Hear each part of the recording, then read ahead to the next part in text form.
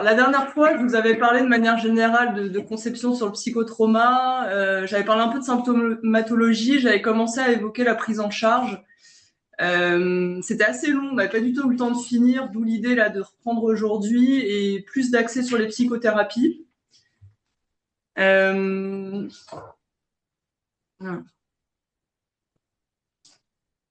Oui, merci.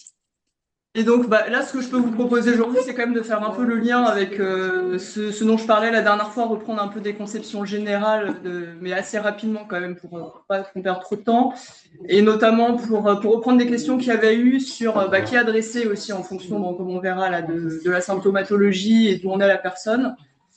Je vais vous faire un point assez rapide aussi, assez général sur ce qui existe en termes de thérapie, et puis après, je l'illustrerai un peu plus spécifiquement avec le MDR, parce qu'on en entend beaucoup parler, donc je voulais un peu que vous ayez une idée de qu'est-ce que c'est, voilà, aussi, comme ça vous aurez en termes d'adressage, en termes d'indication, vous aurez quelques notions, voilà, de quoi il s'agit. Alors, ça, c'était la frise que je vous avais présentée la dernière fois. L'idée, c'est que la symptomatologie évolue en fonction de la durée qui s'est écoulée suite à un événement traumatique. Donc, le trauma, c'est l'événement passé, donc à un instant T, voilà, qui identifie la part petite et claire. Et ensuite, le traumatisme, ça va être la réponse qui va pouvoir évoluer. Donc, la réponse à l'événement chez une personne, comme on l'avait vu, voilà, qui a une histoire déterminée, qui est dans un contexte aussi déterminé, voilà, avec un acte qui a pu se passer, qui est plus ou moins grave. Voilà. Donc, tout ça, ça influera sur la réponse. Donc cette réponse à l'événement, elle va varier donc en fonction de la durée. Donc, comme on l'avait dit, on ne pourra pas parler de trauma, enfin de troubles de stress post-traumatique en tant que tel avant au moins 1 mois après l'événement. On peut observer des réactions de stress, de devoirs de stress dépassés qui peuvent être aussi assez impressionnantes sur le moment, mais qui vont pas forcément évoluer pour autant vers quelque chose de traumatique. Et donc forcément, on va adapter aussi la prise en charge en fonction. Donc, ce que je vous avais présenté la dernière fois rapidement, c'était le déchocage. Donc, c'est plutôt le rôle des CUMP dans les heures, voire les jours qui suivent l'événement. Et ensuite, il y a des débriefings qui peuvent être mis en place dans les jours, les semaines qui suivent, soit individuels, soit groupaux, en fonction des réactions des personnes, avec un début aussi de prise en charge pharmacologique. Et donc, les thérapies, voilà, peuvent intervenir, éventuellement dans les jours qui viennent, vraiment si la personne est déjà suivie, mais voilà, on peut attendre un petit peu, il n'y a pas forcément d'urgence en thérapie. Donc ça sera plutôt dans les mois qui vont suivre, voire les années qui suivront. Et donc de rester aussi attentif, comme on me disait aussi, à tout ce qui est troubles de stress post-traumatique différé, où l'idée c'est que des réactions peuvent survenir des mois, voire des années après l'événement, qui est une sorte de période de latence qui est plus ou moins longue, qu'on ne peut pas forcément anticiper. Et une des formatrices nous avait dit que, par exemple, je crois que la plus longue période de latence, c'était une 40aine d'années, je crois. Donc souvent, c'est réactivé à l'occasion d'un autre événement, quelque chose qui fait écho, et là, tout d'un coup, il y a une réaction qui se passe et qui peut être plus ou moins explosive aussi. Voilà. Donc l'idée, c'est de rester attentif, et de suivre un petit peu où en est le patient, sans forcément que ce soit envahissant. Et donc au niveau des interlocuteurs ou de ceux qui vont pouvoir intervenir. Donc voilà, dans l'urgence, c'est plutôt les CUMP et les urgences psy, voire les urgences tout court en fonction aussi de ce qui est touché au niveau somatique. Et ensuite, il existe un certain nombre d'interlocuteurs. Bon là, je vous en ai mis quelques-uns, c'est pas du tout exclusif, mais en tout cas concernant le territoire. Donc pour le 94, la CUM se situe à Rimondor. On avait réussi à retrouver un numéro, mais je ne sais pas s'il est toujours valable, donc je ne vous l'ai pas remis. Mais bon, voilà, en fouillant un peu sur le net, on peut retrouver. Mais de toute façon, en appelant le SAMU, ils peuvent réorienter. À chaque fois, normalement, les adressages se font par le SAMU. Et à Paris, c'est l'hôpital Necker. Bon, sachant qu'à Paris, ils ont vraiment une équipe dédiée qui est rémunérée, alors que la plupart des CUM fonctionnent aussi sur base du volontariat. Donc il y a je ne sais plus comment ils appellent ça, un coordinateur.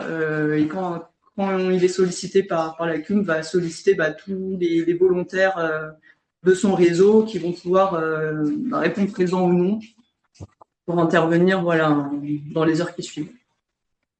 À Paul Guiraud, on a une unité de psychotrauma avec une équipe mobile où je vous ai remis aussi les coordonnées.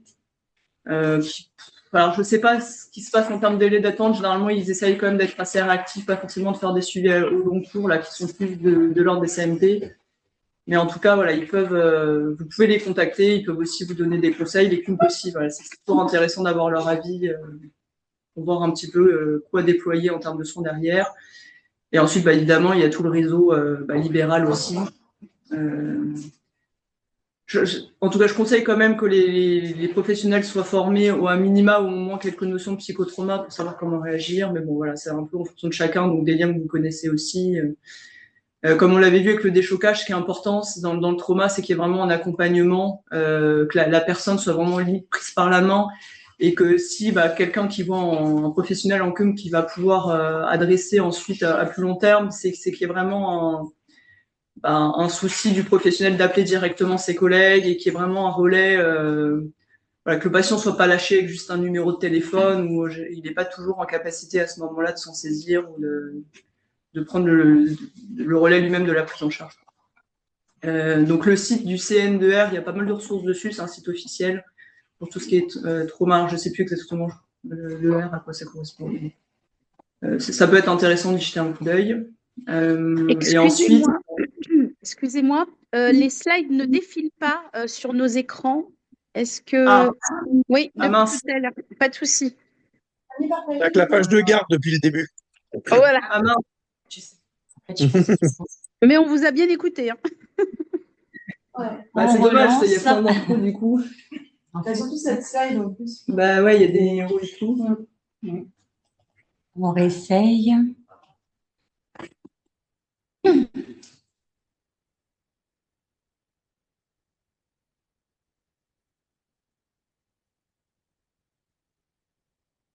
Vous avez la technique.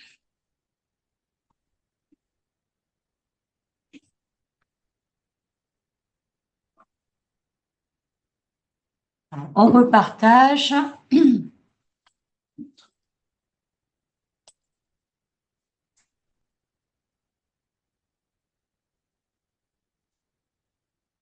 Donc là, vous voyez le PowerPoint?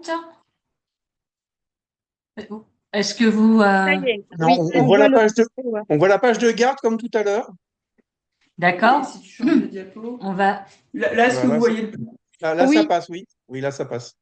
Mais c'est pas en grand écran, c'est ça? Mais c'est pas grave, c'est bien. Sinon, je pense qu'on peut réduire un peu le volet gauche. Là, La série, elle n'est pas évidente. Voilà. Oups. Comme ça. Je pense qu'on sera un cran. On va reprendre. Donc là, vous voyez. Merci. Oui.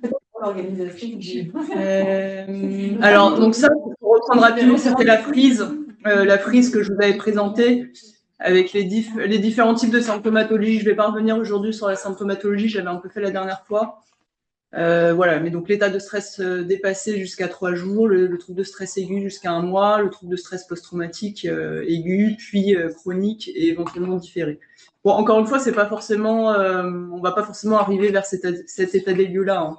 Là, c'est une proposition pour se repérer un peu dans le temps, mais voilà, comme je le disais, parfois il n'y a aucun symptôme jusqu'à un trouble de stress différé, et parfois on a juste du stress aigu et qui ne va pas forcément évoluer vers un psychotrauma. Donc voilà, donc ça c'est ce que je vous disais sur les CUMP, sur Paul Guiraud. Donc si vous voulez faire des captures d'écran, sinon je ne sais pas en termes de partage des diapos, voilà, il y aura peut-être une possibilité si vous voulez les récupérer. Au moins cette liste-là, on peut la partager éventuellement pour que vous puissiez avoir les contacts. Voilà, parce qu'il y a quand même pas mal de numéros. Oui, je pense que c'est la diapo pratique qui est à imprimer et avoir dans ta poche. Et puis voilà, il y avait aussi celle-là. Donc ça, c'est vraiment tous les centres de psychotrauma parisiens. J'en ai pas mis dans le 94, après j'ai peut-être mal cherché, hein, mais a priori, ils s'occupent quand même d'une partie de l'Île-de-France. Donc a priori, il y a des services dédiés dans tous ces hôpitaux-là avec les numéros. Et puis vous pouvez trouver toutes ces infos sur le site de santé.fr. Voilà. Donc en tout cas, ça peut être des référents, quoi, des interlocuteurs, s'il y a un peu des questions par rapport à ça, pour trouver un peu des repères, pour pouvoir orienter les patients. Et du coup, on en arrive à tout ce qui est thérapie. Alors normalement, tout ça, c'est pas censé apparaître. Après, on peut réessayer de mettre en grand écran si tu veux, Charlotte. En principe, c'est marqué. Ça devrait. C'est quoi, c'est écrit? Est-ce que vous voyez toujours la diapo là? Oui, prise en charge du TSPT. Super. Bon, bah voilà, très bien. Alors, en fait, il existe un certain nombre de niveaux différents et de thérapies qui sont plus ou moins complémentaires vis-à-vis de la prise en charge du trauma. Ça va beaucoup dépendre, alors à la fois des capacités d'élaboration du patient, de ses ressources, de la symptomatologie qu'il va présenter, de ses demandes aussi. Tout le monde n'aura pas forcément la même recherche, le même temps devant soi aussi. Enfin, bon, voilà. Donc, je ne vais pas forcément faire l'apologie d'une thérapie plus que l'autre, mais je vous le présente vraiment dans les grandes lignes pour avoir un petit peu une idée de ce qu'il en est. Alors, vraiment, de manière très schématique, on peut différencier les thérapies de fond et les thérapies symptomatologiques. Les thérapies de fond, ça va vraiment être intégré dans quelque chose de beaucoup plus global. Ça nécessite souvent quand même un minimum d'élaboration, voilà, un travail éventuellement sur les conflits intrapsychiques des personnes, avec des patients qui seront en mesure de se questionner à minima. Mais même dans ces thérapies psychodynamiques, il y aura aussi différents niveaux. Donc, premier niveau, c'est le soutien. Donc, le soutien, à la limite, c'est pas forcément que l'apanage des psychologues ou des psychiatres. L'idée, ça sera vraiment dans les grandes lignes, voilà, d'une écoute, voilà, qui est bienveillante, qui est attentive, voilà, d'une réponse qui est présente, mais ça sera pas forcément une thérapie très posée, quoi, on va dire, très poussée. Le niveau d'après, où là, on commence à rentrer un petit peu plus dans le sujet, ça sera tout ce qui est débriefing. Donc, je vous avais parlé rapidement des débriefings de groupe, mais aussi des débriefings individuels. Donc, l'idée du débriefing, c'est vraiment de porter sur l'événement et d'élargir un tout petit peu en termes de temporalité, un petit peu avant, un petit peu après l'événement. Donc, on va voir un petit peu le contexte, comment la personne était juste avant que ça arrive, de voir un petit peu, voilà, comment elle s'en est sortie, comment ça a été pris en charge derrière. Enfin, mais on va quand même se centrer beaucoup sur l'événement, sur les émotions, sur tout ce que la personne a pu vivre à un instant T. Et ensuite, si on élargit encore, ce sera plus les thérapies analytiques, où là, alors, qui seront plus adaptées pour des troubles beaucoup plus chroniques, ce que les psychanalystes appellent aussi les névroses traumatiques, où il y a vraiment un système qui s'est construit autour du trauma, qui est quand même plus ou moins ancien, qui rayonne sur un certain nombre de domaines voilà, de la vie de la personne. Où il y a souvent, voilà, c'est assez bloqué, il y a une absence d'évolution et une nécessité de toucher vraiment à la structure de la personne, quoi. Donc d'aller retourner dans l'infantile, d'aller voir un peu comment tout ça s'est construit et de voir comment le trauma interfère avec tout ça, quoi. Donc là, on passera aussi notamment par les rêves, par les cauchemars, par la répétition, par tous les liens que la personne peut faire avec l'événement. Donc par ailleurs, donc les thérapies symptomatologie, donc le MDR, je reviens pas dessus, je vais vous le présenter ensuite. Les TCC, généralement, c'est plutôt des techniques d'exposition, donc ça va être des confrontations plus ou moins brèves à l'événement, ce qui est un peu le cas aussi de l'EMDR. C'est pas ce que je connais le mieux, donc je préfère pas trop rentrer dans les détails. L'ICV, alors je suis pas sûre que ça soit vraiment reconnu totalement au niveau des nationales, mais en tout cas, ça a quand même un intérêt. Le but, c'est de répéter l'histoire, en fait, de l'inscrire dans une chronologie, d'inscrire l'événement dans une chronologie, de voir un peu tous les événements qui constituent la vie d'une personne, et de répéter, en fait, cette chronologie, enfin, voilà, de ce que j'ai pu en comprendre, où il y a quelque chose qui est un petit peu plus doux, peut-être, que les techniques d'exposition, parce que c'est vraiment pris dans un contexte plus global aussi. Et la reconsolidation, j'en avais entendu parler quand j'avais fait un DU sur le psychotrauma. Apparemment, c'est une nouvelle technique qui est beaucoup utilisée chez les militaires. C'est une technique vraiment très brève qui se fait en 6 séances. Alors, je sais plus si c'est dès la première ou dès la deuxième séance, mais le but, c'est de parler du trauma, de le répéter et en fait d'associer une prise de benzo, non, de bêta-bloquant, pardon. Et donc, c'est des bêta-bloquants, voilà, qui vont être associés au récit et qui feront que, a priori, il y aura quelque chose de ce que j'ai pu comprendre, plus intégrable et voilà. Mais du coup, il y a beaucoup moins la parole est beaucoup moins mise en avant aussi. Voilà.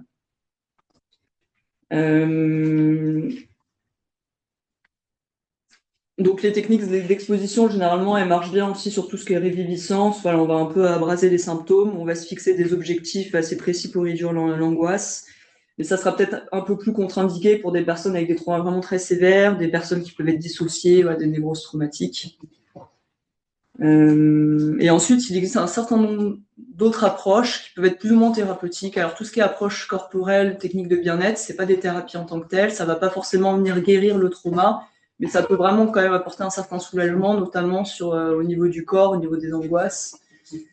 Donc l'art-thérapie, voilà, ça agira sur le bien-être, ça sera plus un outil en tant que tel plutôt qu'une thérapie. L'hypnose, ça peut être assez utile sur des représentations qui sont très enquistées, qui bougent pas, quelque chose qui reste très figé chez les personnes, ça va leur donner un petit peu de plasticité. Donc l'art-thérapie, pareil, c'est plutôt un outil, voilà, solliciter la créativité voilà, des personnes, ou solliciter quand même un plaisir à penser, ou de faire des liens qui n'est pas toujours facile. Apparemment, les thérapies animalières, ça peut aussi soulager en libérant l'ocytocine. Voilà. Donc, à voir. En vrai, tout est plus ou moins bon à prendre du moment où voilà, il y a quand même une écoute attentive. Bon, évidemment, il y a le traitement pharmacologique, donc je ne vous parlerai pas parce que ce n'est pas mon corps de métier. Et la question de l'IA, alors c'est un gros point d'interrogation, parce que là, on en entend de plus en plus parler. Je ne vais pas rentrer dans ce débat-là, sur tout ce qui est thérapie. Mais j'avais entendu une chercheuse qui en parlait, qui avait repris une étude californienne sur des soldats traumatisés, où a priori, ce qui leur sortait, c'est que dans ce contexte-là, quand même, avec des événements qui sont quand même gravissimes, une confrontation à la mort qui est vraiment d'une grande violence, c'était peut-être plus facile pour des soldats de parler à un IA, enfin un bout de leur désir de mort, de ce qu'ils avaient vécu, parce que parfois, finalement, le regard humain, l'empathie en fait de l'autre, et le fait aussi la crainte de blesser l'autre, ça prend tellement de place que voilà, certains sont pas du tout en capacité dans le lien un thérapeute de pouvoir lâcher et ouvrir un petit peu sur tout leur vécu. C'était tellement déjà destructeur pour eux-mêmes que voilà, il y a toujours le risque ou la crainte en tout cas de détruire l'autre aussi. Donc ça peut voilà, permettre éventuellement de lâcher certaines choses à un certain degré, quitte à éventuellement ensuite reprendre le suivi avec un thérapeute, quoi.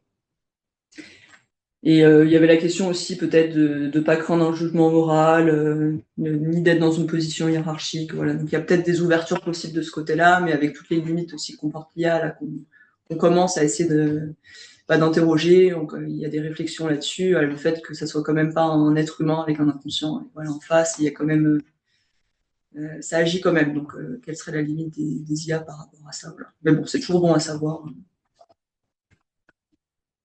De manière générale, un peu les fondamentaux, des choses qui se retrouvent quand même plus ou moins dans toutes les thérapies. L'idée, c'est de maintenir la personne dans la fenêtre de tolérance. J'ai pas remis le schéma que j'avais présenté la dernière fois, mais l'idée, c'est d'éviter une sortie au niveau d'hyperactivation ou une sortie au niveau de l'hypoactivation, où on perd la personne dans les deux cas. Moi, ça m'est arrivé 2 fois en entretien, et en plus, je crois que je faisais le MDR, en plus d'avoir des hypoactivations ou des malaises vagos, et c'est vrai que c'est pas très agréable. Ça peut être un peu flippant et bon, c'est pas agréable du tout pour les personnes non plus. Donc, comment voilà, vraiment réguler, être très très attentif à ce que la personne reste dans quelque chose de supportable. Et en même temps, c'est quand même nécessaire d'y mettre un pied dans le trauma, parce que sinon, si on est dans l'évitement total, alors à moins que ce soit une dissociation, donc là, je parle pas de ces cas extrêmes où là, ça peut être protecteur aussi, mais en tout cas, d'avoir un accès à ce qui a été traumatique pour pouvoir aussi l'élaborer et construire autour, quoi. Donc la question de la relation thérapeutique, elle est vraiment primordiale aussi, que la personne se sente vraiment en sécurité dans le cadre de l'entretien, donc avec le thérapeute, mais aussi dans un environnement donné, donc dans un bureau où il n'y a pas forcément trop de bruit, où il n'y a pas des risques comme ça de d'irruption, de choses qui peuvent être difficiles. Voilà. Donc la question d'écouter, bon, ça paraît un peu évident, mais d'écouter ce changement, tout ce que la personne va pouvoir apporter et traverser, donc le chagrin, la désolation, la solitude, la culpabilité, la haine, et pas forcément vouloir éradiquer ça à tout prix. Enfin, la culpabilité, on l'a beaucoup vu aussi dans le DU, c'est vraiment quelque chose aussi à prendre en compte, et que souvent, c'est moins pire de se sentir coupable, de se sentir impuissant. Et donc, parfois, c'est pas forcément, c'est dire, bon, là, vous avez aucune raison de vous sentir coupable, enfin voilà, au niveau de la loi, vous n'êtes pas coupable, etc. Mais s'il y a de la culpabilité, c'est intéressant de voir ce qu'il y a derrière aussi, et de comprendre un peu comment ça s'est structuré pour la personne. Et qu'a priori, si on l'écoute suffisamment, la culpabilité, normalement, il y a quelque chose qui s'apaise un peu spontanément, quoi. La psychoéducation, ça dépend un peu des thérapies. Pour les thérapies analytiques, ça sera plus la question de donner du sens, de plus partir du ressenti de la personne, de son expérience. Mais ça peut toujours être intéressant de redonner des bases aussi, comme ça, assez générales aux personnes sur les réactions qui peuvent être possibles suite à un trauma. Pour aussi limiter l'angoisse ou pour qu'elles se sentent aussi pas forcément trop isolées, quoi. Voilà. Donc ça, c'est un peu au cas pour cas aussi. Donc l'idée, c'est de permettre à la personne aussi de reprendre un minimum de contrôle. face à l'impuissance. C'est très rare qu'il n'y ait pas d'impuissance quand on parle de trauma. Donc de l'aider à se réapproprier les choses aussi. Et donc l'expression, c'était une formatrice aussi, c'était assez intéressant, les joailliers, les dentelières. L'idée, c'est vraiment de faire un travail de dentelle. Donc un travail de dentelle, c'est vraiment très fin, c'est assez précis, c'est vraiment au cas pour cas, ça se fait pas à pas. Et donc l'idée, c'est de faire ça. Donc le trou, c'est un peu ce que j'avais présenté la dernière fois, c'est la question de tout ce qui est pas représentable, tout ce qui est le réel de la mort, la perte de l'illusion d'immortalité. Et que l'idée, c'est qu'il y ait vraiment le système de parexcitation, donc cette membrane qui protège le psychique de tout ce qui peut être insupportable, qui va filtrer, peut effracter la personne. Et il y a un trou de cette membrane, donc la personne n'est pas en capacité de se défendre par rapport à ce qui fait éruption. Et donc il y a quelque chose qui reste de l'ordre de l'étranger à l'intérieur, comme un corps étranger à l'intérieur de la personne, que le psychisme va vouloir avoir tendance à rejeter, et ce qui va créer en fait tous les symptômes qu'on connaît de compulsion de répétition, de reviviscence, de cauchemars traumatiques, etc. Parce qu'il y a quelque chose qui est pas du tout en lien avec des représentations, avec une histoire, il y a quelque chose vraiment de figé à l'intérieur et qui peut pas se transformer du coup. Donc tout l'enjeu des thérapies, quelles que soient les thérapies, ça va être de transformer ce corps étranger, de l'intégrer à l'intérieur de la personne pour que ça puisse devenir une représentation comme une autre, qu'elle puisse être partageable, qu'elle puisse être fantasmée, rêvée, que la personne puisse faire du lien, associer, en parler, reconnecter avec des choses de son vécu, se les approprier, etc. Donc sur les thérapies, il y a quelques ressources aussi, pareil, sur le site du CN2R, vous pouvez jeter un coup d'œil si vous voulez un petit peu creuser. Il y a des choses dans les grandes lignes. Voilà, déjà, est-ce que jusque-là, ça vous paraît clair, ou est-ce qu'il y aurait des questions Est-ce que tu coupes ton téléphone parfois, par le téléphone fixe, est-ce que tu le débranches quand tu as ce genre d'entretien? Alors non, pour des questions très pratiques, je ne sais pas comment débrancher. Pourquoi est-ce que tu le poses à côté Eh ben non, mais je pourrais le faire. Alors c'est vrai qu'en tant que psychologue, je pense qu'on est beaucoup moins sollicité que vous en tant que psychiatre, et c'est très rare qu'on nous appelle. Généralement, ils nous notent sur l'agenda, et comme c'est nous qui gérons nos rendez-vous, du coup, on est beaucoup moins sollicité aussi. Donc c'est très rare qu'il y ait une interruption au cours d'entretien. C'est vrai que du coup, moi, ça me donne une idée. Pour le moment, je n'ose pas le faire, mais peut-être pour certains entretiens, tu vois, exceptionnellement, poser le téléphone, mais pas tout, on n'est pas un service d'urgence non plus. On peut attendre peut-être une demi-heure. C'est vrai que si la personne s'effondre, parfois, ça peut être compliqué si on interrompt. Surtout dans une séance de MDR, je vais en parler, mais on est en train de faire des mouvements des yeux. Là, c'est impossible de répondre au téléphone, c'est très compliqué. La sonnerie, elle est assez stridente quand même. Elle est assez... Je sais pas si on pourrait adapter les sonneries au niveau de l'entretien CLP, les sonneries QI. C'est vrai que la sonnerie, elle est une bonne idée. Je t'y réfléchir. On va faire un projet pilote d'adaptation aussi. Non? En entretien? Ouais, ça sonne beaucoup, ouais. Toutes les dynamiques. Ah ouais? Ouais. Ah ouais. Je crois qu'il faut le couper la sonnerie. Oui, mais après, c'est pas que. Alors, le conseil de secrétariat, je pense que tu peux briefer le secrétariat pour qu'on ne dérange pas pendant tes entretien. Ça, c'est facile. Mais c'est les personnes plus qui sont extérieures. Par exemple, normalement, sur le téléphone, tu peux couper la sonnerie, il n'y a qu'une lumière qui clignote. Ah! Moi, c'est déjà long. Et du coup, toi, tu vois que quelqu'un t'appelle, t'as pas le dérangement et l'agression de la sonnerie. Ouais, et puis après, t'as l'historique aussi après le téléphone.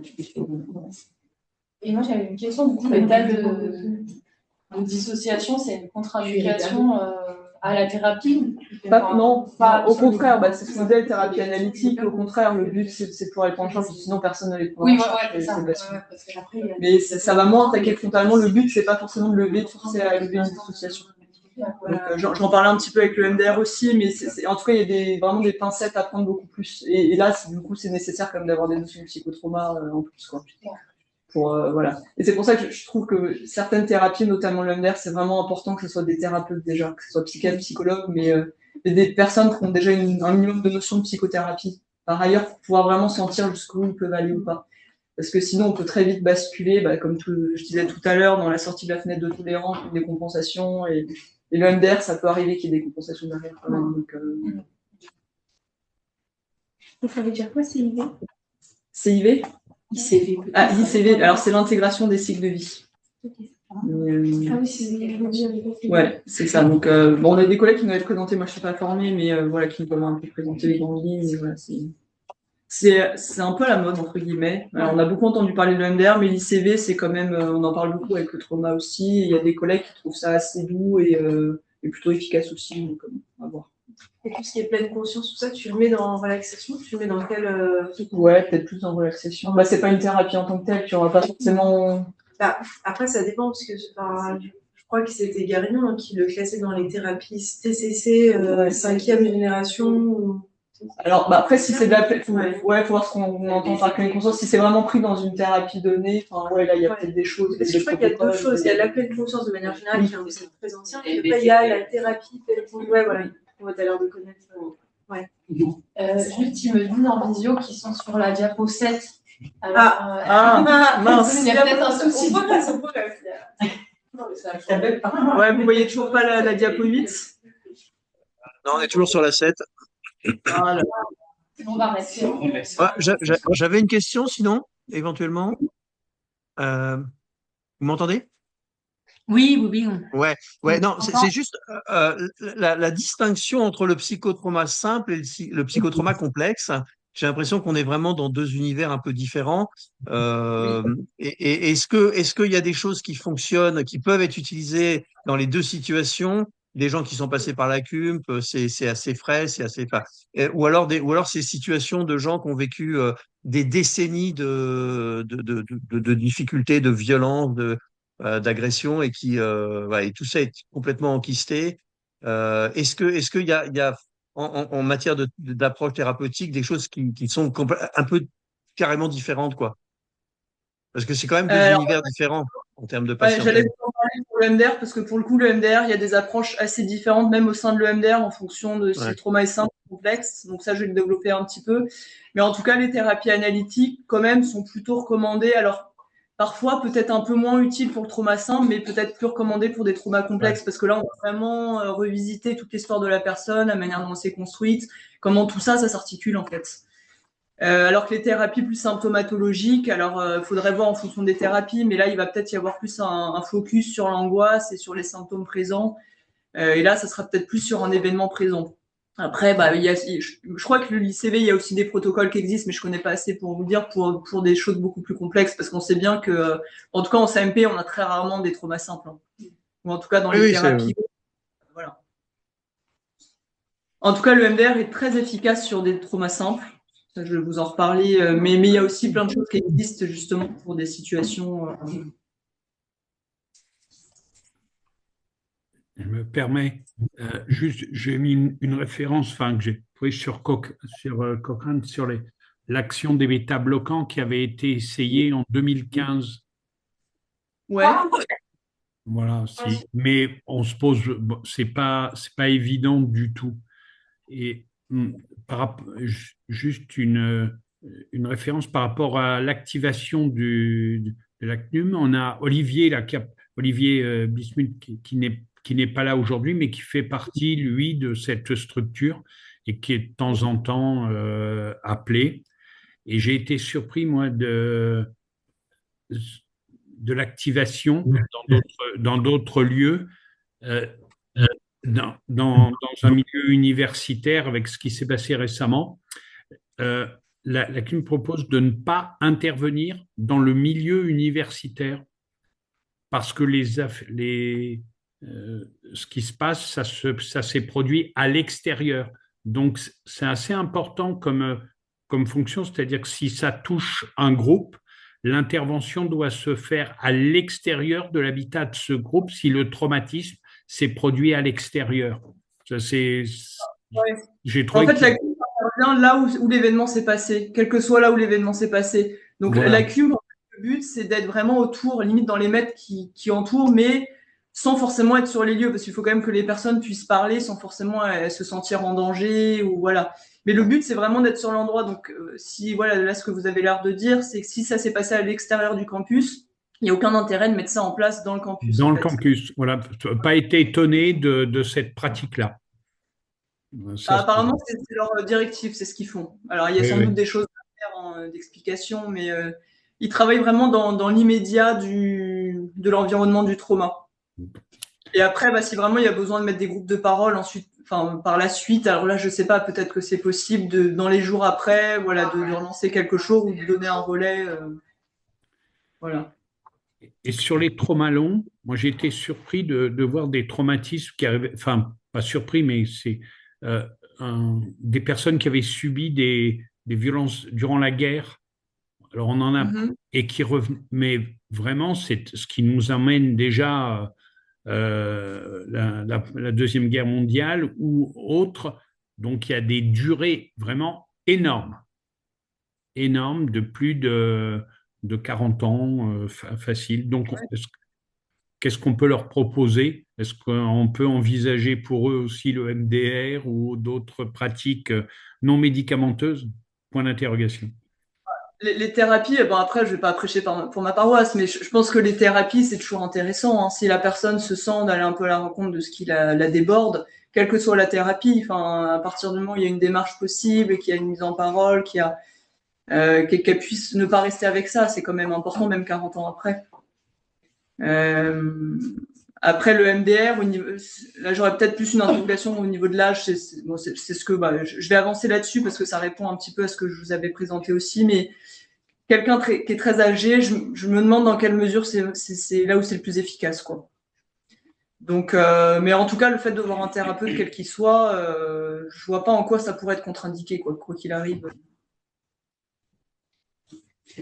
Juste leur demander s'ils voient bien la partie 3, comme ça. Alors, est-ce que là, vous voyez la diapo 10? On est sur la 8, là. Non, 8. Non. Ouais, non, on va enlever le prénom d'écran parce que c'est. Et là, est-ce que vous le voyez là?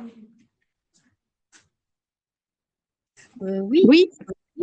Là, vous voyez la diapo 10? 10, oui. Ouais, ben on va laisser comme ça. Là, non. Si je fais ça. Et là, ça marchera, vous pensez? Oui, tant qu'on n'est pas en plein écran. D'accord. Alors, le MDR, ça a souvent été présenté un peu comme une sorte de baguette magique. C'est pour ça que je voulais revenir dessus aussi, de voir dans quelle situation c'est le plus efficace ou ça peut être le plus intéressant, et que parfois, il y a certaines situations, on ne va pas forcément aller dans ce sens-là. Sachant que, comme pour n'importe quelle psychothérapie, en fait, on ne sait jamais exactement ce que ça va donner. Enfin, il y a toujours un point d'interrogation, c'est toujours une surprise aussi, mais avec nos patients. On ne sait jamais si ça va durer une séance, plusieurs séances. Enfin, il y a toujours quelque chose qui échappe. Donc, déjà de prendre cette pincette-là, et puis la deuxième pincette, c'est ce que je disais aussi avant, c'est que, en tout cas, je trouve que c'est quand même intéressant ou important que ce soit des personnes un minimum formées à la thérapie de manière générale, voire au psychotrauma aussi par ailleurs, quoi. Donc c'est une thérapie qui est quand même assez récente, qui a été inventée aux États-Unis en 1987 par Shapiro. Alors apparemment, je crois que l'histoire c'est qu'elle marchait je sais plus, dans une forêt, quelque chose comme ça. Elle était assez prise. C'est une chercheuse, hein, elle était déjà dans le milieu psy. Elle était prise par pas mal de choses. Elle s'est rendue compte qu'en balayant comme ça un peu avec son regard, ça l'avait vraiment soulagée. Donc après, elle a mis en place des tas de recherches pour vérifier un petit peu cette question-là. Et donc l'idée, c'est qu'avec des mouvements oculaires, MO, ces mouvements oculaires spontanés assez rapides, il y a quelque chose quand même d'un soulagement qui s'opère. Donc voilà, donc elle a développé cette thérapie MDR à partir de ça. Je crois que c'est commencé à arriver en France, je sais plus, dans les années 2000-2010, quelque chose comme ça. Là, c'est quand même en plein essor, il y a beaucoup de formations, donc on a eu la chance pour une partie d'entre nous d'être formés à Paul Guiraud.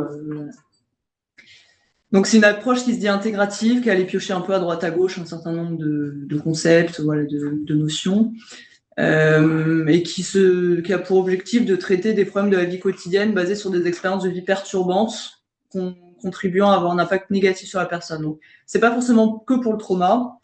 Sachant que pour les Américains, en fait, il y a une sorte de continuum entre tout ce qui est stress, les états de stress aigus, etc., et puis le traumatisme, qui n'est pas forcément du tout l'approche française. Donc bon, déjà, ça fait un peu ça complique les choses, mais en tout cas, dans cette conceptualisation, on va dire américaine, des souvenirs douloureux peuvent être considérés à un même niveau que des souvenirs vraiment traumatiques, qu'un trauma en tant que tel.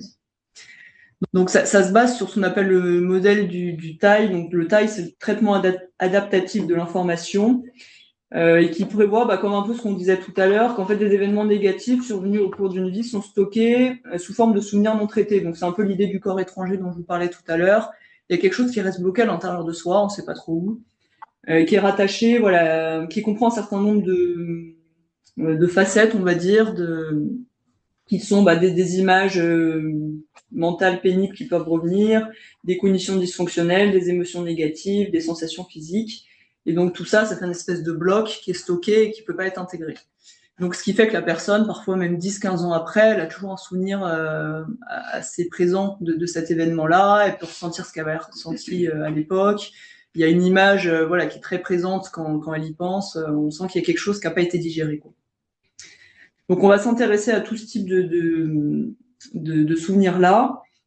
Alors on ne sait pas toujours exactement comment ça marche. Il y a pas mal d'études là-dessus, mais l'idée c'est que c'est un peu le principe finalement de mettre la personne dans une sorte d'état neurobiologique similaire au sommeil paradoxal. On sait que pendant le sommeil paradoxal, les yeux ils font comme ça des mouvements très rapides. On se dit que si ça se trouve, il y a un peu quelque chose de cet ordre-là, d'une intégration avec ces mouvements très rapides de quelque chose que la personne a pu vivre. Et l'idée, de manière un petit peu similaire à l'hypnose, même si c'est pas tout à fait un changement de conscience, mais l'idée, c'est d'accéder à des associations qui seraient moins dominantes et qui pourraient entraîner une intégration des souvenirs perturbants. Avec le principe d'une double focalisation, donc c'est un peu le pied à l'intérieur et en dehors que j'évoquais tout à l'heure. C'est qu'en même temps, on va se connecter au trauma, enfin avec un certain nombre de questions, je vais vous en parler après. Et en même temps, le but, c'est de rester quand même dans la sécurité de l'entretien, de la focaliser sur qu'est-ce qu'elle a là maintenant, de revenir sur le lien, sur sa respiration, sur un certain nombre de choses comme ça. Voilà. Donc l'idée générale, c'est de remémorer un événement traumatique en suivant. Alors, ce qu'on appelle les SBA, c'est des stimulations bilatérales alternées très rapides. Donc, généralement, on le fait avec les yeux. Donc, c'est pour ça que ça s'appelle le MDR, donc Eye Movement Desensitization and Reprocessing. Mais on peut le faire par d'autres moyens. Donc, notamment si la personne a des troubles oculaires, enfin voilà, il y a des migraines ou des choses comme ça. Parfois, ça peut être un peu dur de suivre les mouvements comme ça des yeux. On peut le faire soit en tapotant les genoux de la personne, donc là ça sera un contact tactile pour le coup, le sens tactile. La personne pourra le faire en même temps que nous aussi, comme ça, de cette manière-là, mais le but, voilà, ça soit alterné de manière très rapide. On peut aussi le faire en son, alors je crois qu'il y a des casques qui existent. Alors, en entretien, c'est moins facile parce que s'il faut que le thérapeute à chaque fois se lève, fasse ça derrière la personne, c'est pas le plus facile. On le fait rarement, mais apparemment il y a des technologies qui existent là-dessus, voilà. Donc il y a un certain nombre de ressources si vous voulez creuser sur le site de l'Institut français de MDR, qui est assez sérieux là-dessus, voilà, qui fait des formations là-dessus aussi. Ah oui, du coup. Et donc, ça se veut un peu traiter les différents niveaux, on va dire, du trauma, des troubles de l'adaptation, donc des stresseurs douloureux, des moments de vie douloureux des personnes, jusqu'à des stresseurs vraiment traumatiques, voire du trauma complexe, donc des stresseurs extrêmes, cumulatifs, généralement qui sont assez anciens, avec une violence qui est vraiment terrible, qui fait que ça déborde encore plus et c'est vraiment partie prenante de la construction de la personne, de sa personnalité, etc., jusqu'aux troubles dissociatifs éventuellement. Alors, il y a plein d'indications, il y a plein de protocoles qui ont été développés sur un certain nombre de troubles, donc c'est pour ça qu'on dit que c'est un peu parfois un fourre-tout. Moi, je me sentirais pas forcément de tout traiter parce qu'il y a souvent, il faut quand même se spécialiser dans certains domaines, mais bon, en tout cas, ça peut être intéressant sur un certain nombre de troubles différents. Mais en tout cas, au niveau des précautions éventuellement à prendre, alors là où on voit que ça peut être moins efficace, c'est tout ce qui est déficit de développement, c'est que en fait, comme ça génère, ça sollicite les capacités associatives et élaboratives comme des personnes. S'il y a quelque chose, d'un retard de développement infantile ou quelque chose comme ça, peut-être que ce sera beaucoup plus difficile à la personne de pouvoir aussi faire des reconnexions. Quoique ça passe aussi par le corps, donc il y a peut-être quelque chose de possible, mais en tout cas, l'efficacité est peut-être moins assurée.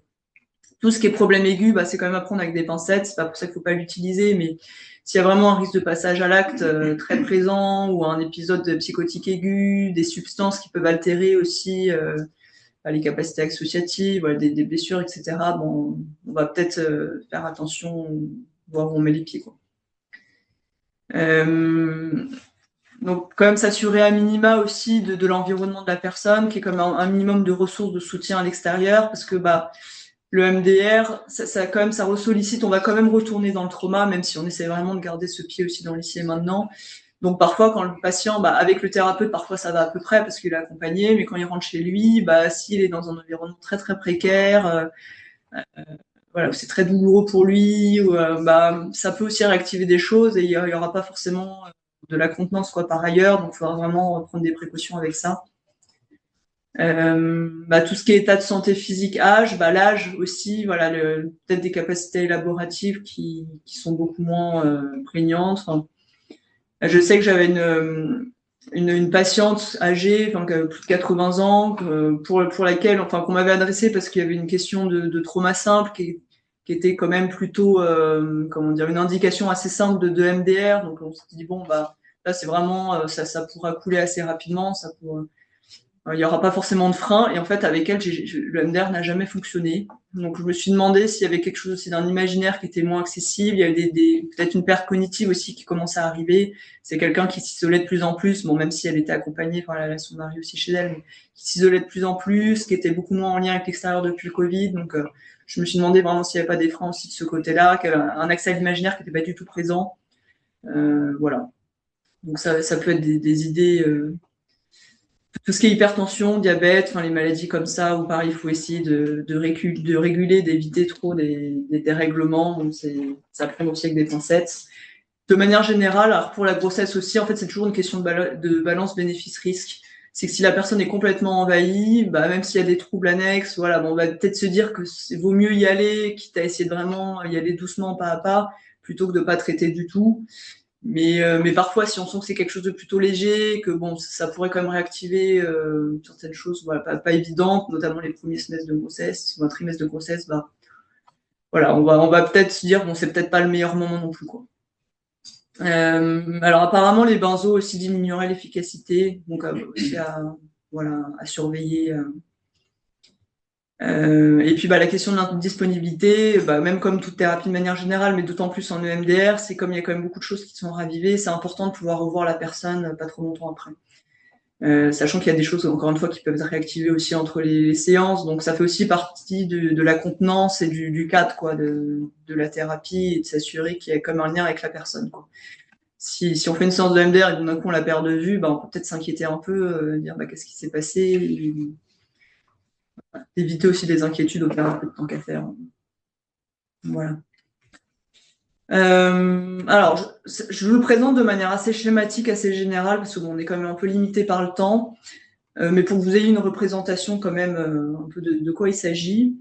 Donc, l'idée de l'EMDR, c'est toujours de partir d'une problématique donnée actuelle. Une problématique, bah, en fait, ça va être la demande que le patient adresse, ce qu'il va vouloir travailler en entretien, ce qui le perturbe au quotidien, voilà. Donc on va partir d'une problématique et ensuite à partir de là, on va revisiter un certain nombre d'expériences passées douloureuses et on va aussi s'intéresser à comment le patient anticipe les choses, est-ce qu'il y a des anticipations anxieuses par rapport à des scénarios du futur et comment on pourrait aussi l'aider à se projeter dans quelque chose qui est moins douloureux pour lui. Et donc, le MDR, moi je ne l'ai pas encore dit, mais c'est censé être une thérapie brève. Bref, ça ne veut pas dire que c'est forcément limité dans le temps. Bref, ça veut dire que, bah, comme il y a un cadre qui est quand même assez spécifique, assez cadré, c'est assez ordonné comme thérapie, voilà, on va savoir un peu à l'avance ce qu'on va pouvoir faire ou pas. Du coup, c'est pas censé s'étaler sur des années. Mais en soi, bah, ça rejoint la question de tout à l'heure quand on parle de trauma complexe. Bah, le trauma complexe, c'est toute une construction quand même de la personne autour d'un trauma, autour d'événements très douloureux, des problématiques d'attachement qui sont très insécurisantes pour la personne, etc. Donc là, on pourra pas faire de miracle en quelques séances. Ça sera tellement une accumulation d'événements et une construction sur des années que bah, forcément, on peut bien imaginer qu'il n'y aura pas de miracle comme ça rapidement. Donc l'idée, en fait, il y a 3 grandes phases dans cette thérapie. Alors, c'est censé être en 8 étapes et ces étapes vont s'organiser en 3 phases. La première phase, qui peut durer 2 séances comme des années, c'est les séances préparatoires. Donc pendant les séances préparatoires, on va faire un état des lieux avec la personne bah, sur son histoire de vie, autour d'une problématique, voilà, de tout ce qui a pu se construire en lien avec ça. Donc bah, forcément, quand on a un événement très isolé, une personne qu'on vient de voir qui a eu un accident de voiture un mois avant, qui n'a pas forcément eu de problématiques antérieures, de dépression ou autre, on va se dire bon bah là forcément on va peut-être voir moins large et ça sera plus rapide de faire cet état des lieux. On va peut-être plus se focaliser sur l'événement, mais encore une fois quand on parle de trauma complexe, là ça sera une autre chose. ces séances préparatoires seront aussi garantes de la contenance et du lien thérapeutique qu'on va pouvoir aussi créer, développer avec la personne et que la personne puisse se sentir en sécurité. Les personnes qui ont vécu la maltraitance toute leur enfance, forcément, elles n'auront pas la même capacité à se sentir en sécurité avec un thérapeute que quelqu'un qui a des bases quand même assez solides en termes de relationnel, etc. Et donc voilà, donc toute cette phase, ça sera l'idée, ça serait de faire une sorte d'état des lieux général autour de la problématique et des souvenirs associés. Et ensuite, une fois qu'on aura identifié une problématique, alors là peut-être où le MDR est moins indiqué, c'est encore une fois pour des troubles très complexes, où on ne fera pas que de l'EMDR parce qu'il y aura tellement un enchaînement et surtout il y aura une problématique beaucoup plus difficilement identifiable.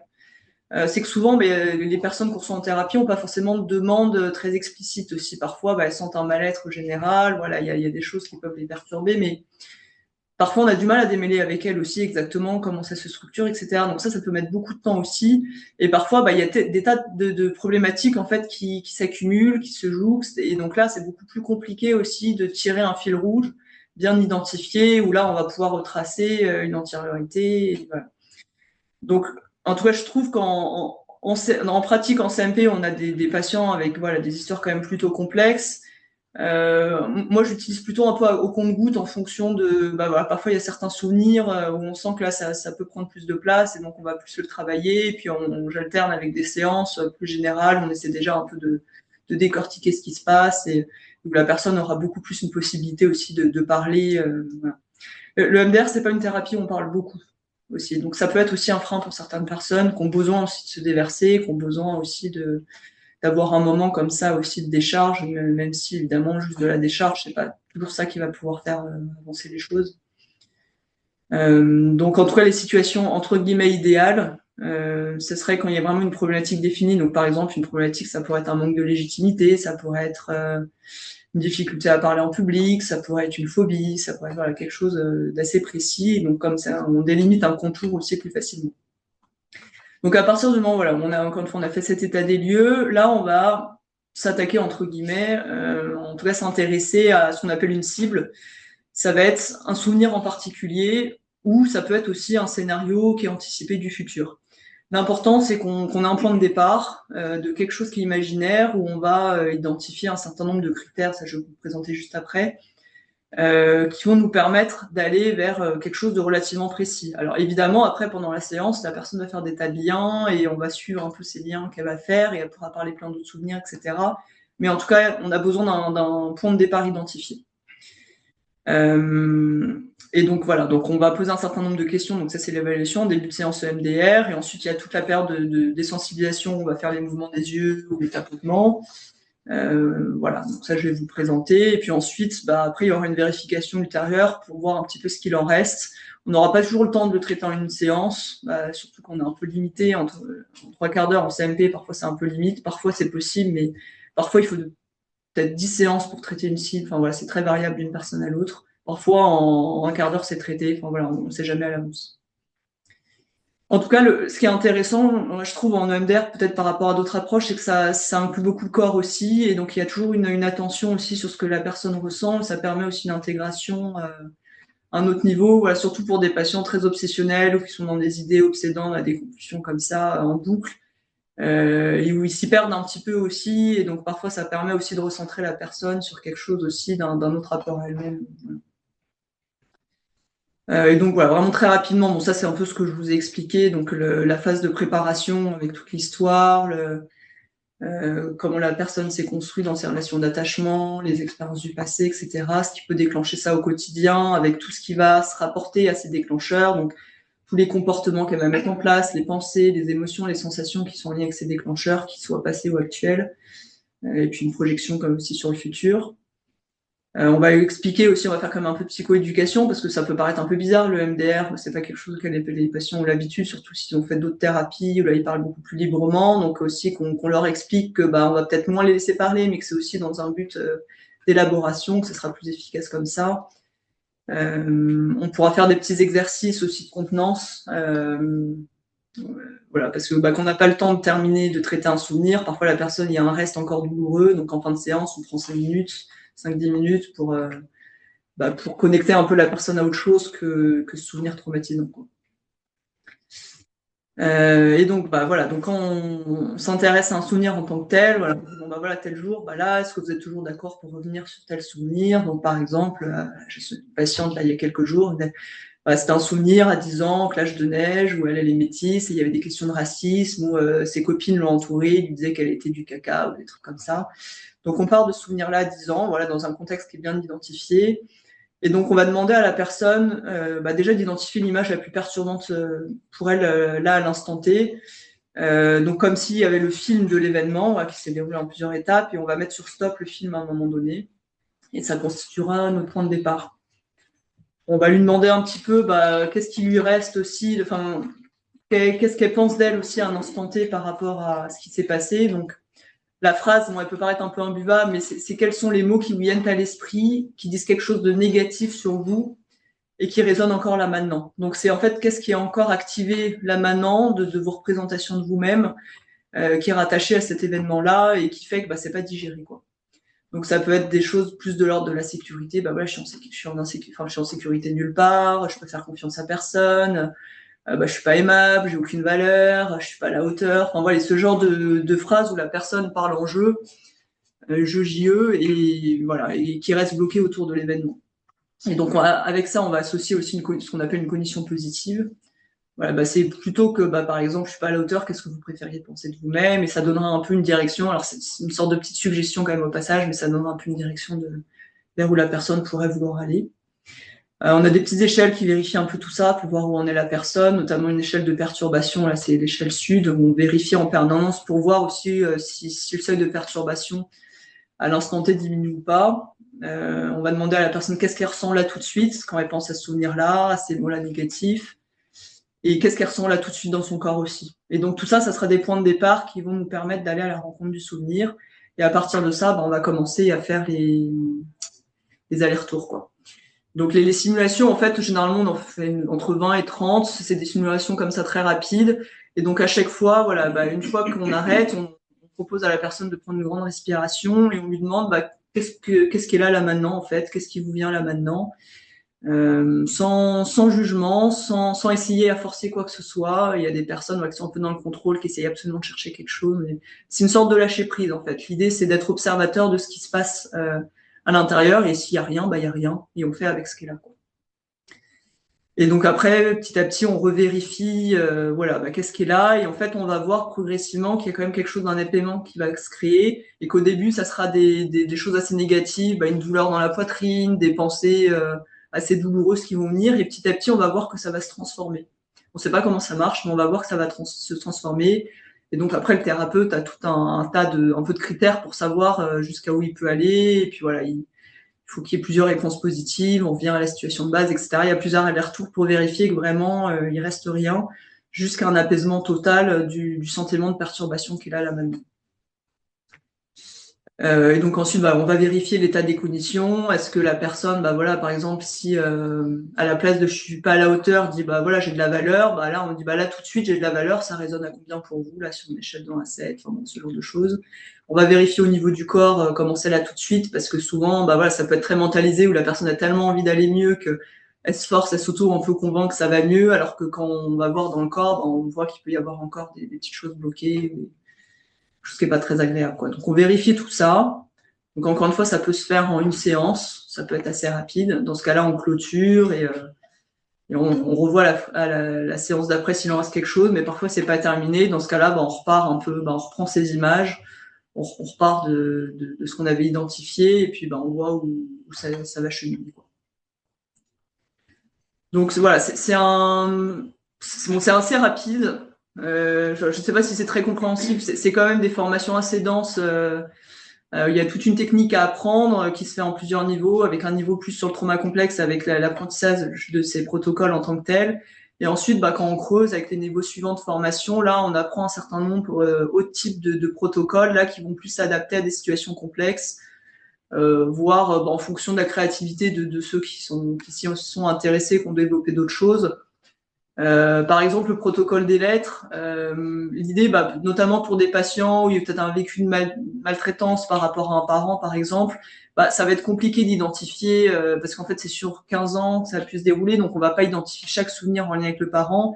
Et parfois, ça peut être un peu plus direct de lui proposer d'écrire comme ça une lettre adressée à la personne en question qui nous intéresse, de lâcher un peu tout ce qu'elle a sur le cœur, de manière assez spontanée. Ensuite, on va travailler en EMDR la lettre. Donc plutôt que de partir de tout ce que je vous ai décrit juste avant, on va partir de chaque phrase, on va relire chaque phrase, on va vérifier où ça en est, s'il y a un apaisement par rapport à chaque phrase, etc. Il y a des possibilités d'exposition beaucoup plus ponctuelles aussi, parce que quand on fait une vingtaine d'allers-retours, il y a quand même bien 15 secondes. Donc ça peut être long pour quelqu'un qui est complètement débordé par le trauma. Donc parfois, il y a une exposition qui dure quelques secondes. Voilà, il y a des protocoles autour de ça.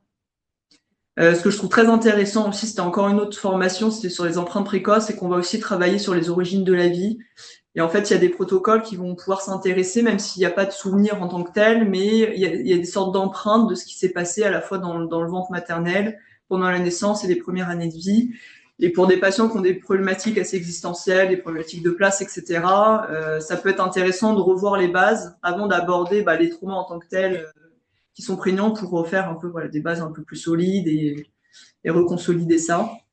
Et on peut aussi travailler sur des cibles transgénérationnels. Par exemple, quand il y a une problématique maternelle ou paternelle qui prend beaucoup de place, voire les grands-parents qui ont vécu des choses atroces, on peut partir de ça, dans vos représentations, qu'est-ce qui vous vient là maintenant de ce que la personne a pu vivre, d'une image, et on va partir des représentations de la personne sur quelque chose qui lui appartient pas, mais qui lui a été légué malgré tout, et comme une patate chaude qui s'est récupérée. Donc on va travailler à partir de ce matériel-là, et ça peut aussi apaiser les choses. Voilà.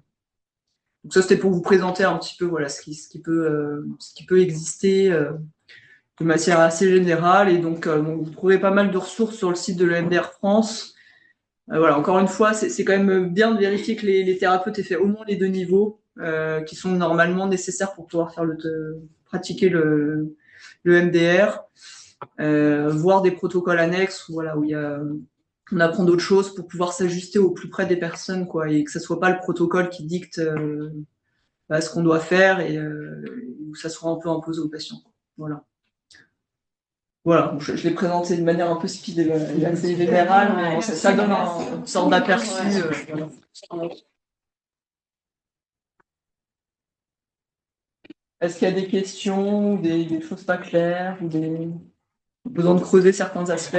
Moi, j'avais une question sur le scanner corporel à la slide 17. Je suis pas sûr de comment saisir. En fait, une fois qu'on a vérifié qu'au niveau des cognitions, au niveau des représentations, tout ça c'est apaisé, il a du sentiment de perturbation, en fait on va lui proposer de fermer les yeux et de passer en revue son corps de la tête aux pieds, et de voir, c'est d'où le scanner en fait. Il y a quelque chose où la personne va un peu passer en revue son corps. C'est pas une recherche organique. Non. Et il le ressent directement, les résultats, c'est immédiat? Alors, la séance, si ça se fait en une séance, souvent ce que décrivent les personnes, c'est qu'en fait, l'image, elle est beaucoup plus floue et beaucoup moins accessible. Okay. Et qu'en tout cas, oui, il y a un soulagement. C'est ce qu'on vérifie avec l'échelle de perturbation, c'est que du coup, quand je dis, revenez à, par exemple, à cette scène avec des copines à l'école, en colo, etc., là, tout de suite, qu'est-ce que vous ressentez par rapport à ça? Et en fait, au bout d'un moment, normalement, si ça suit bien, le processus se fait, la personne ne ressent plus rien, en fait. Okay. Il n'y a plus de, elle dit, c'est un souvenir comme un autre, c'est un peu classé, Ça va pas être oublié pour autant, mais il y a quelque chose qui est un peu plus fade. Et le principe de la mémoire, c'est comme s'il y a quelque chose qui s'érode comme des ruines, vous voyez, qui se détruisent petit à petit. Les souvenirs, ils sont remplacés par d'autres souvenirs, on a un peu des notions, mais c'est plus figé et bloqué comme si c'était encore hier, Okay. Donc c'est souvent ce qu'on leur dit, notamment pour des deuils, parce que souvent les personnes ne veulent pas oublier quand il y a des questions de deuil, voire des deuils traumatiques. Et on leur dit bien que ça va pas être d'oublier, mais d'enlever une partie de la charge douloureuse. Et qu'au contraire, on ne touchera pas à l'oubli, parce que c'est vraiment important pour elle de garder ce lien-là avec la personne perdue, mais il y a quelque chose quand même qui peut s'apaiser. Et au contraire, elle peut repenser aussi à se reconnecter aux bons souvenirs avec la personne, qu'il y a autre chose qui prenne le relais. Okay. J'avais juste une question par rapport à l'âge. Ça peut se faire chez des enfants ou est-ce qu'il faut attendre l'adolescence, l'âge adulte? Ouais, alors il y a une autre formation qui est spécialisée, moi je l'ai pas faite, mais pour les enfants. Et donc là, c'était on l'a enlevé, mais il y a d'autres protocoles qui existent, notamment un protocole où en fait c'est plus en lien avec le dessin. et tu as 4 cases, et voilà, il y a tout un truc, enfin, tout un développement avec l'avant, l'après, et quelque chose qui peut se construire là-dessus. Là, justement, c'est bien que c'est... Alors après, je sais aussi que dans des pays assez carencés, par exemple via l'ONU, dans des pays en guerre, où il y a des thérapeutes parfois qui peuvent y partir, où généralement il n'y a pas les moyens de prendre un individuel, ou enfin, au niveau de la langue, ça peut aussi plus pêcher. Alors je pensais plus en Afrique, où il y a quand même un peu des notions de français, voilà, mais du coup, souvent, ils font des séances de groupe où ils utilisent aussi le dessin, où il y a quelque chose qui peut être un peu plus direct, et voilà, peut-être moins frontal aussi, voilà. Donc après, l'idée, c'est de s'adapter, de connaître un peu tout ce qui existe pour pouvoir s'adapter.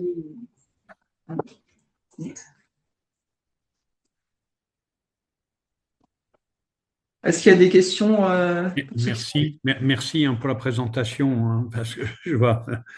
Et puis, je pense qu'il y aura beaucoup de questions, mais moi, je vais en poser une toute simple.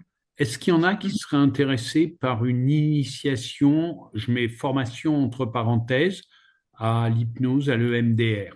Voilà. Ça, je change de casquette et je me dis, est-ce qu'il faut travailler, mettre en place sur un temps qui n'est pas un temps court, puisque c'est, voilà, voilà, s'il y a du monde, oui, à la formation. D'accord, Chantal. Je réponds. Alors voilà, s'il y en a qui sont intéressés, voilà, qu'ils le fassent savoir et on essayera de mettre ça. Alors, je ne peux pas vous promettre de le faire tout de suite, mais on sait qu'on a quelques référents qui, soit de province et autres, viennent de temps en temps. Et voilà, même si vous connaissez vous aussi des référents, on pourrait mettre en place formation, initiation. Je fais attention aux termes que j'emploie. Je ne sais pas ce que vous en pensez. Vous avez la parole. Sonia, oui. Bon, ben, on essaye de vous préparer ça. En tous les cas, un grand merci. Hein. Et puis, de tenir le temps. Alors, juste, hein, vous avez dit qu'il fallait un petit peu de temps. Ben, quand vous vous promenez, regardez dans le bitume et autres, il y a des graines qui poussent, il y a des fleurs qui poussent. Ben, essayez de voir ce qui pousse. C'est très intéressant.